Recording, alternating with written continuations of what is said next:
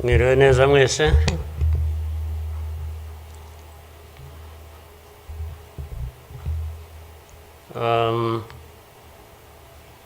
Ngira ngo biroroshye wenda kugira aho mpera.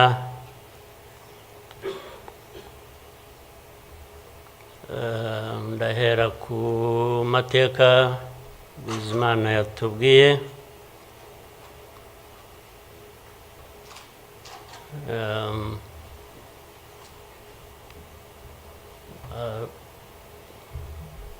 Arambuye afite ibimenyetso ashingiyeho, ariko ndagira ngo mbanze nshimire mwese abari hano mwaje kwifatanya n'igihugu n'abanyarwanda, cyane cyane mwebwe abaturuka hanze mu bindi bihugu cyangwa abihagarariye hano mu gihugu cyacu.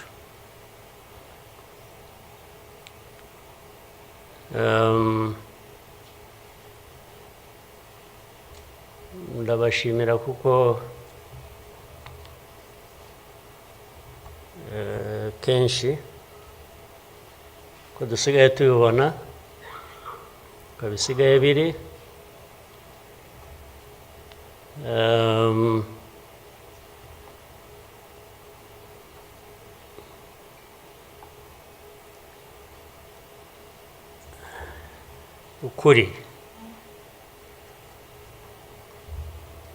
ukuri ntabwo kukigenderwaho.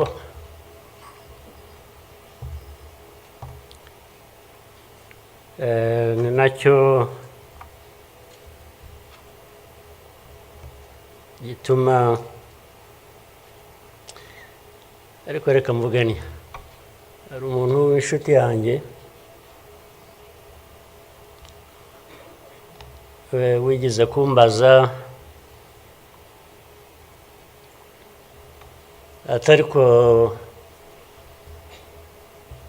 wowe nk'umuntu ubaho ute ugahuza bimwe, ndaza kubivuga mu rurimi rw'amahanga. Arambaza tubaho ute ugahuza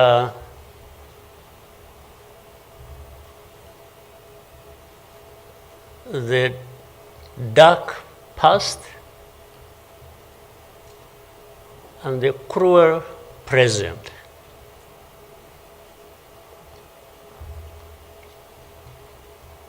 But how do you manage that?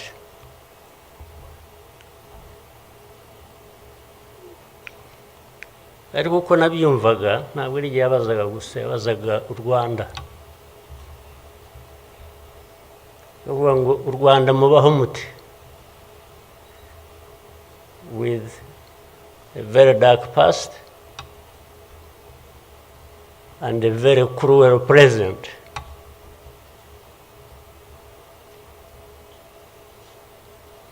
Icyo namushubije nuko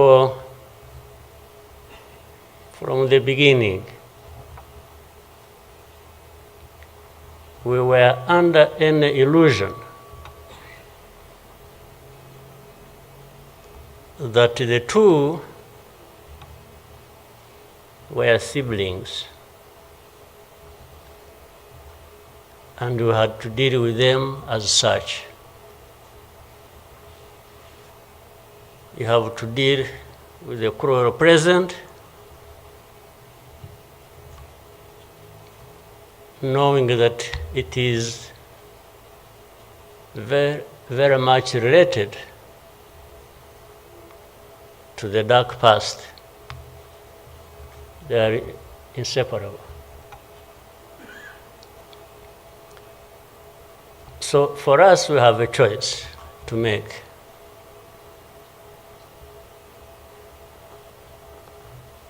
You are either crushed in between and you stop existing,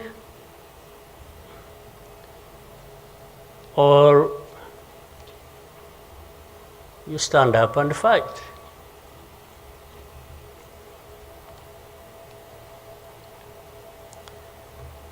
When people are saying in the testimony that,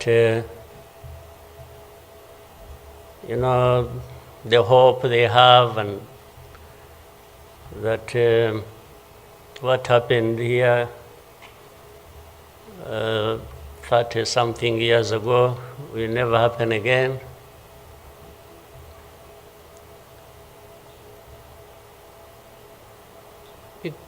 It won't be because of those who were responsible for that dark past.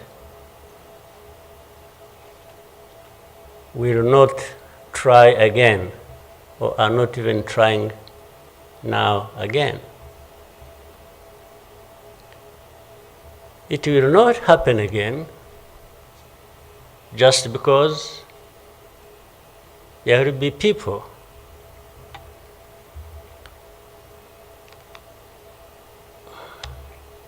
who will stand up and fight.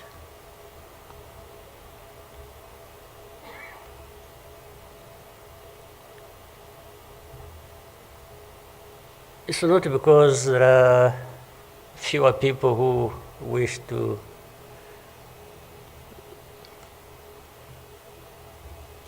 perish or who would have wished us all to disappear, this country to disappear.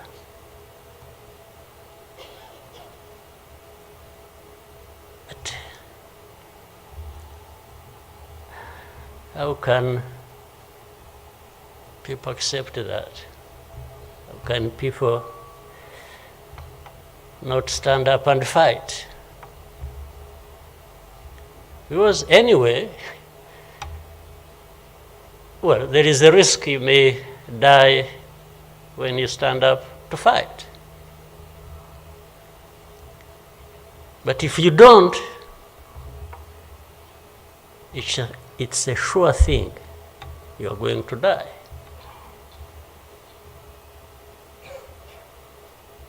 So why don't I try the former? Why don't I try to stand up and fight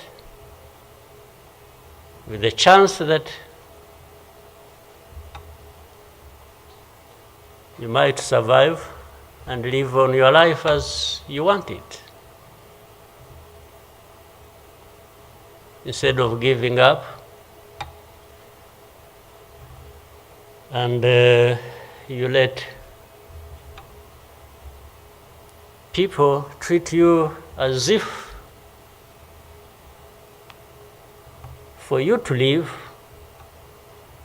it's a favor that they are going to do for you. Why?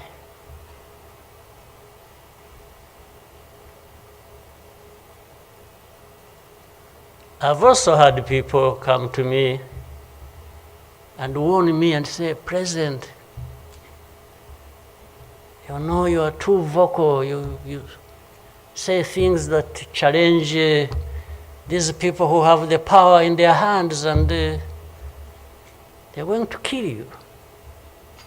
Well, first of all, it means they are killers. But my answer to them is, you know what?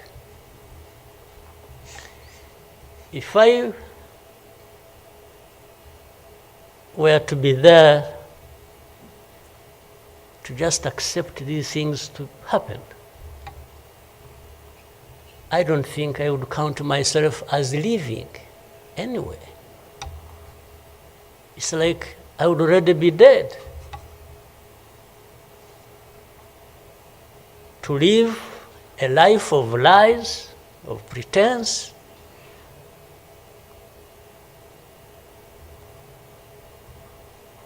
and all my life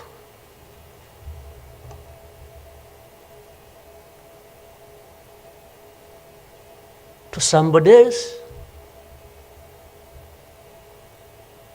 I would be dead anyway. So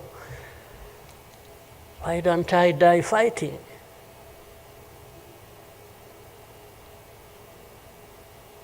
So you Rwandans, why don't you die fighting? Instead of dying anyway, just dying like flies. Why? But my message goes to other Africans who live like this on a daily basis, who are dehumanized. And they accept it and they beg. I can't beg to live. I can't beg anybody.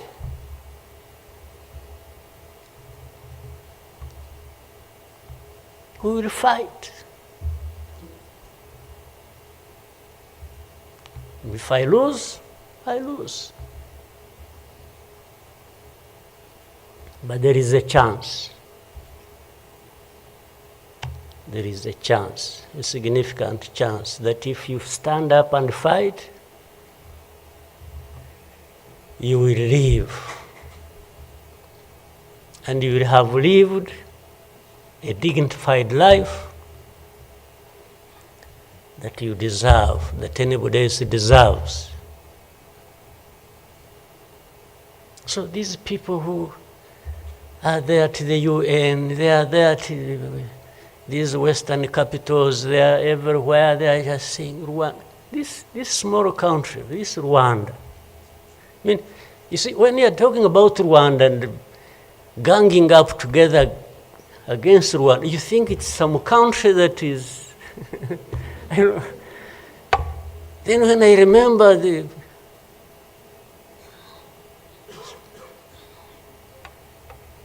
facts about it,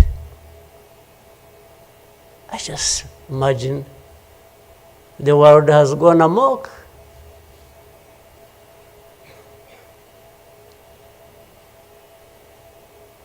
But in the midst of all that, we have to live. We have to live our lives, we have to fight for that, we have to live the way we want. And I tell anybody to his face to go to hell.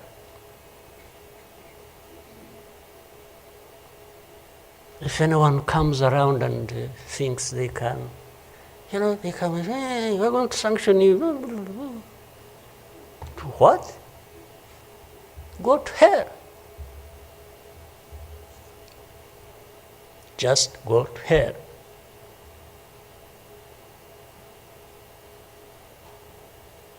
You have your own issues to deal with. Go and deal with your own issues. Leave me to mine. This is the spirit I think Rwandans must have in their daily lives. So my worry is not about how powerful these people are that come down upon us and throw anything at us. I'm never worried about that. I worry about one thing, which has lived on for centuries. It's for Rwandans. It's for Africans who sit back and find nothing wrong with accepting to be treated like that. That's my only worry. When can Rwandans, when can Africans refuse to be mistreated like this? To be told they have no value, to be told that their lives have to be lived as a result of a favor they are being done by somebody else. What a shame for people to accept that even for a moment. You must not accept it. You must get up and fight for yourself.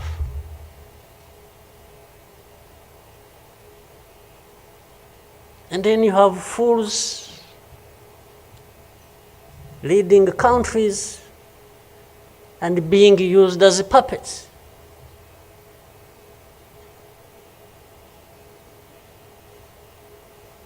And they are stealing from their own resources, which they should be putting to the good use of their own people and develop them.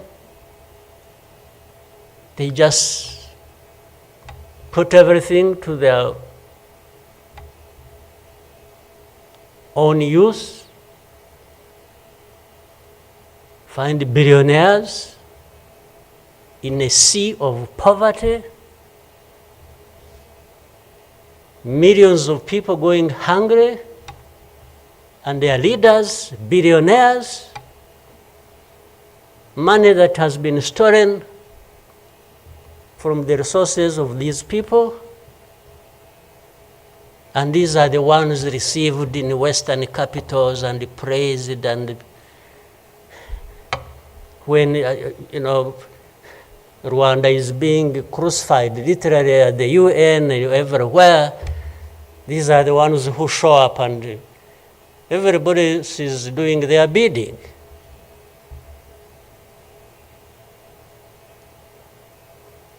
They don't talk. These ones don't even say a thing. There is somebody to say it for them.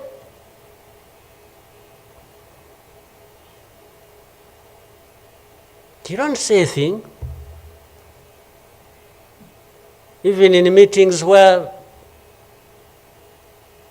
solutions are being thought about and crafted and so on, they are absent because somebody else is there. They are addressed there. When their name comes up, they say, no. You see, I see it on a daily basis. Somebody has agents, orders them, pays them to go everywhere preaching hate speech, killing people in broad daylight, setting fire on these people, burning in broad daylight. And when it comes up for discussion, they say, no, it's not this one. No. You see some other people, we look for them. But the person keeps coming up. He says, no, I will take the war to Kigali, I'll remove the government, these Tutsis, we are tired of them, like we were tired of them 31 years ago. Here. And it's okay. These wonderful people, these powerful people who tell us what to do and what not to do, they are okay with that. They are fine with that.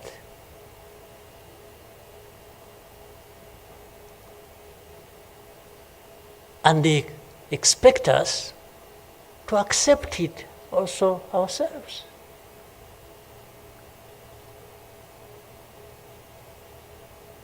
In broad daylight.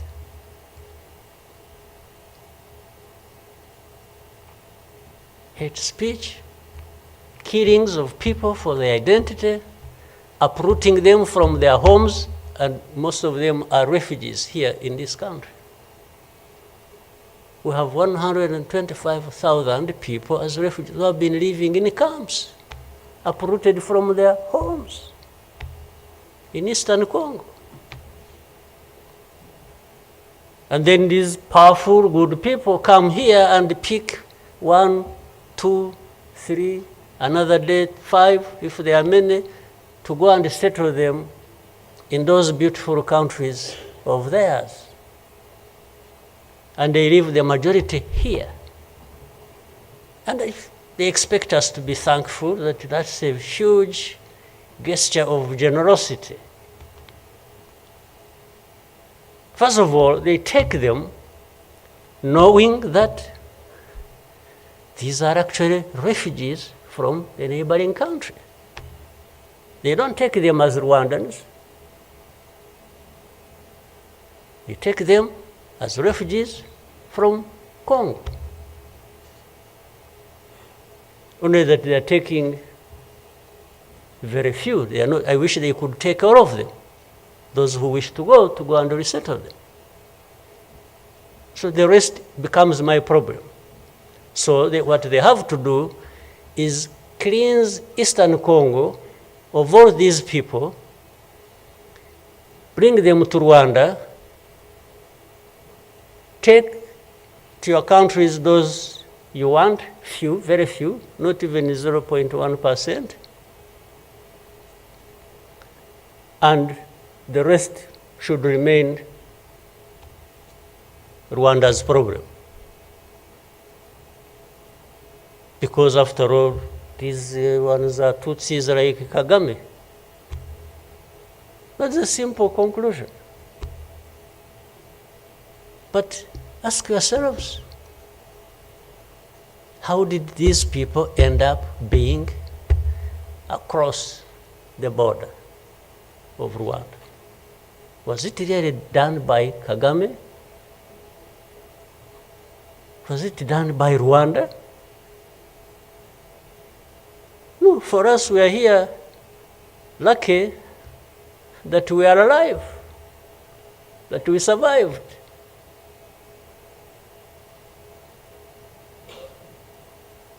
So,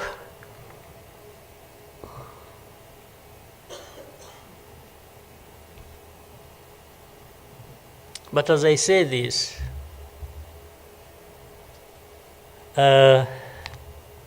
even for my sanity and the country's sanity, we have sometimes to just try to do things differently. Meaning, if you want to be helpful, if you want us to be partners, we are happy to play our part, and you can be sure you will find a reliable partner in us, irrespective of what we think about you.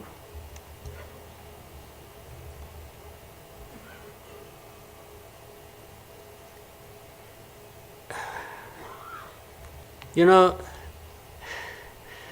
this whole thing you see every day, you know, you have heard of groups, what is it? Group of experts. You have heard of that thing? These are people who go around, experts who are supposed to know better our situation than ourselves.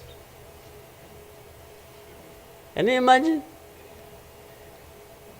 And the ones who lead those groups are the very people connected with this history I'm talking about, or that Bizimana was talking about. Can you imagine the cynicism?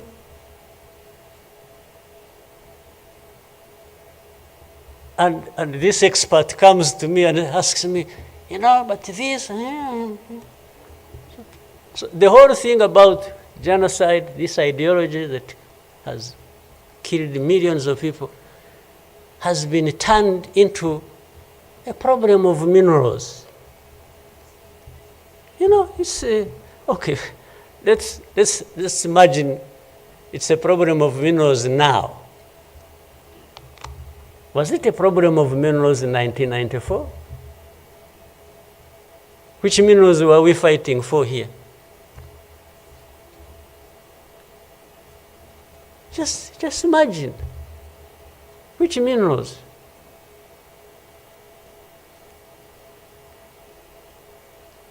Second, if it were to be minerals, how many are actually fighting for these minerals in those places, assuming you found evidence about Rwanda being implicated in what's happening in Congo for minerals in Eastern Congo?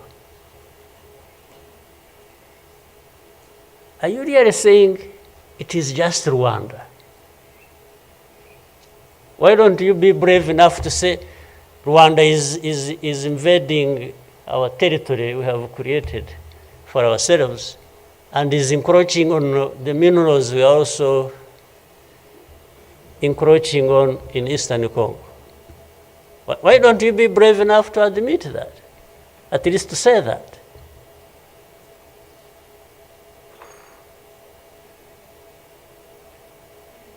Minerals? If what is the allegations, if these allegations were true, you know what? Rwanda would be as rich as you are, those who make the accusations. We would not be needing your money at all. Which you give us nothing and you come and beat us up for for everything. I mean, yeah, that is the world between the dark past and the cruel present.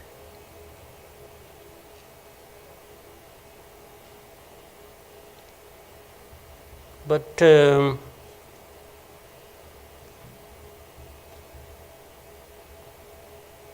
what didn't kill us and finish us 21 years ago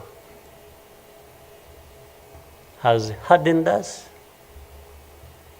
has prepared us for the bad things that will always come anytime these people want and wish. Honestly, I want to assure you,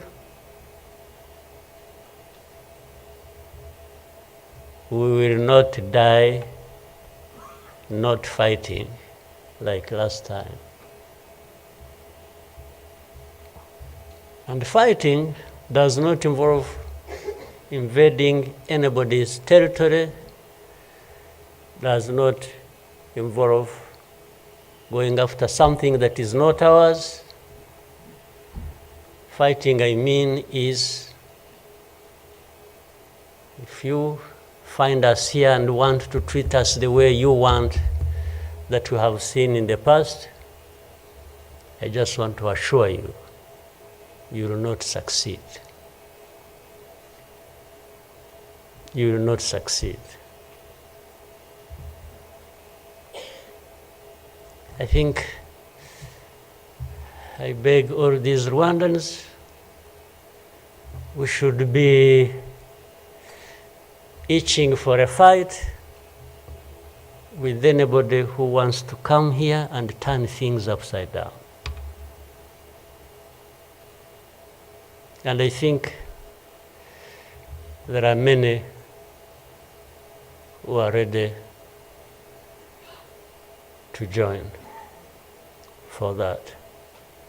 But for our friends, our partners, please, don't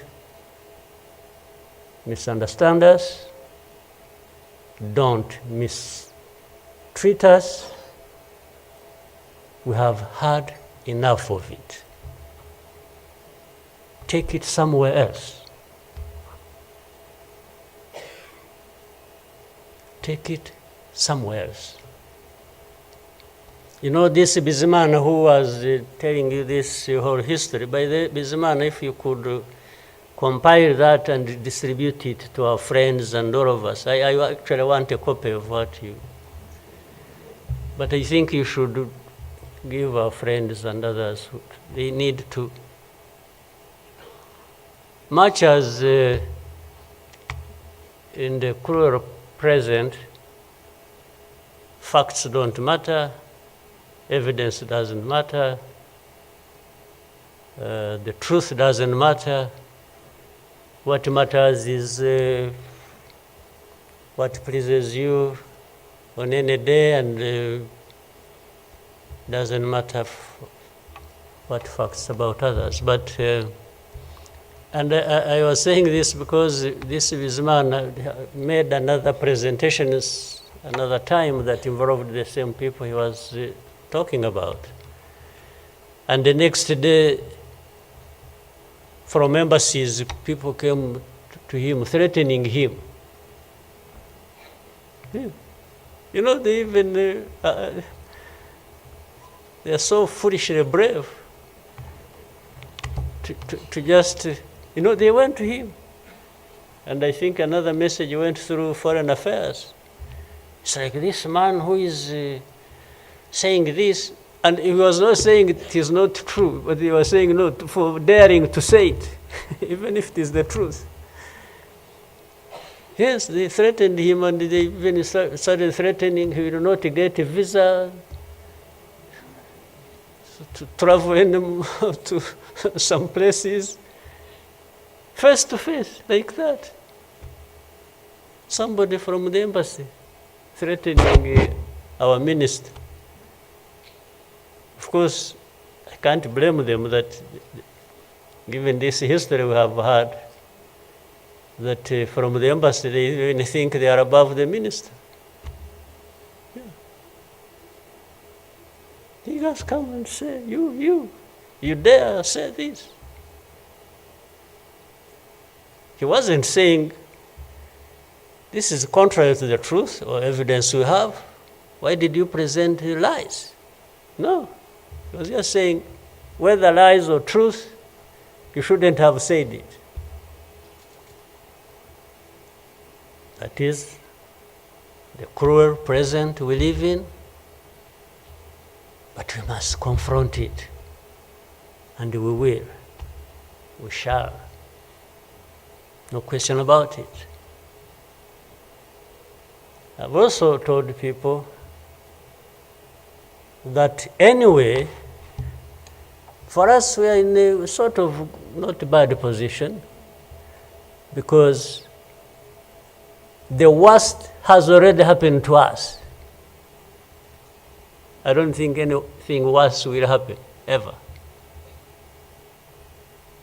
So those who are scared, fearful of anything, I just want to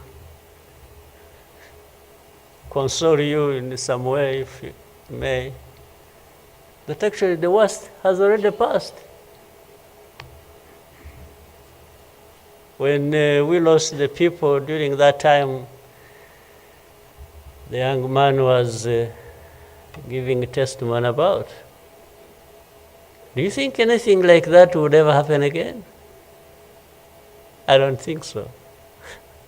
So why would we be scared of anything? The worst.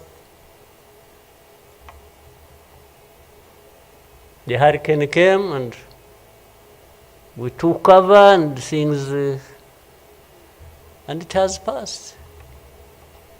And we rebuilt. We rebuilt our strength of all kinds. I don't think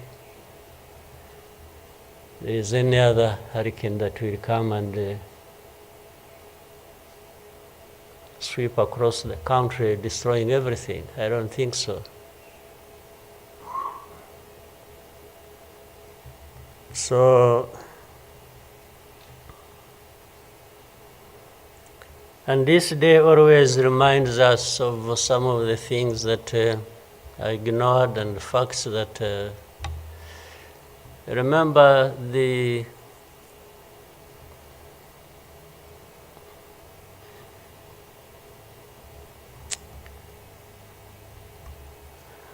book written by somebody many of you know, Philip Gurevich,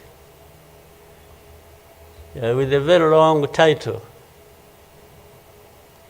And this is a man who, well, at least I would have wished if they could think of such a man and put him in the group of experts, maybe they would benefit from. But you bring somebody just because she comes from a country that colonized Rwanda and that becomes the expert. I think that's not serious. But he said that the title of the book was, "We wish to inform you that tomorrow will be killed with our families." You know, who were they informing? And who was going to stop that? And who was going to come to their rescue? Nobody. It just happened as they said it. People kept telling the world, "We want to inform you that tomorrow we're going to be killed with all our families." And who cared? And the families were killed indeed, including the family of the young man who was testifying here. Well, including our families, those of us standing here, who have been demonized every single day about our history. The history where there is a force that always has been attempting to turn victims into perpetrators. So these people who give testimonies and say what happened to them, they are actually now perpetrators. They are no longer victims. So the cynicism I was talking about of what happens in this world is that these very people who barely survived and who lost everything else and their families are now the victims, the perpetrators, no longer victims. That's what the world wants to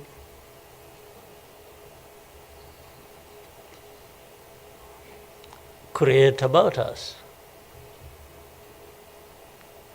I think I should, even for, again, the sake of our sanity, maybe we'll always, during the war times, to keep my own balance, there used to be battles taking place across the country, militias killing people, RPA soldiers fighting government forces. Sometimes in our movements, one of the commanders would come to me and say, "President, you come and see what has happened here." I went there once and saw a mass grave that they had just dug with caterpillars, and I think they had put in over 2,000 people. And from that lot, we found 12 people are still breathing. And we got them out. I was told the other day of the 12, I think they lived for some time, and then now they are remaining 7 out of 12. I kept following the story. 7 are still alive. I think 5 died of... But from that moment, I told the commanders that they should never bring my attention to this kind of thing. They should just handle it, and we agreed how they would be handling it. But I should never, I don't even need to be informed or, and the reason was simple. And unfortunately, such a moment of remembrance sort of takes you back into that. But the reason was I didn't want my judgment and my conduct of the war and the leadership I was supposed to be providing to be impaired in any way by the anger, by what you saw. So that's why I wanted to keep my own balance so that we go through so many things. But otherwise, if I kept seeing this, putting people out of a mass grave, and then your mind goes to say, but who is this doing? Whoever is doing this, why is he doing it? He may end up... so anyway, let me...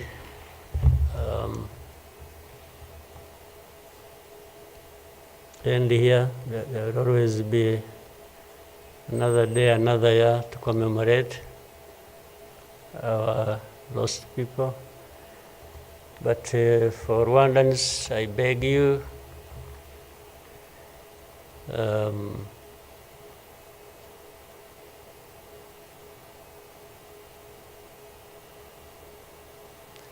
don't you owe your life to anybody else. And please have the courage to deal with the situation and moment as it is. Don't offend anybody, but always fight for what is yours. Don't allow anybody else to dictate to you how you should live your life, because the moment you accept it, that is the day you have lost your life. God bless you.